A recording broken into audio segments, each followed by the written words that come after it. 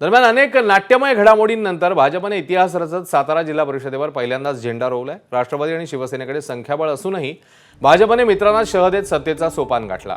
कुणालाही बहुमत नसल्याने अध्यक्षपदावर कोण बाजी मारणार याची उत्सुकता असतानाच भाजपने शेवटच्या क्षणी आपला अध्यक्ष केला। त्यामुळे शंभूराज देसाई, मकरंद पाटील, शशिकांत शिंदे यांना धक्का देत भाजपने सातारा जिल्हा परिषदेवर सत्ता काबीज केली आहे। 32 जागांवर संख्याबळ दाखवत भाजपकडून अध्यक्षपदी आमदार महेश शिंदेंच्या पत्नी प्रिया शिंदेंची निवड झाली।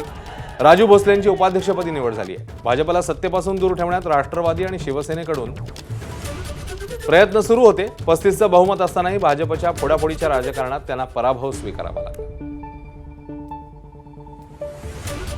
थोडी संख्या इकडे तिकडे झाली की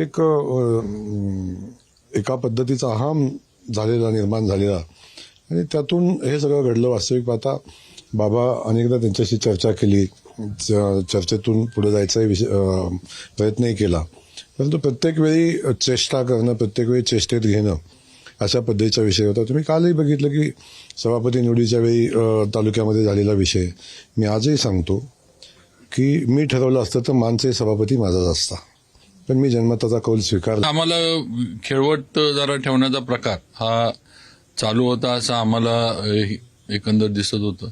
आणि शेवटी भाजपच्या विचाराचे तर काही लोक तिकडे जरी जाऊन उभी राहिली असली तरी ते त्यावेळेला उमेदवार इकडे मिळाल्या नाहीत म्हणून अनेक आज निवडून आलेले जिल्हा परिषद जे आहेत ते आमच्याकडेच उमेदवारी मागत होते।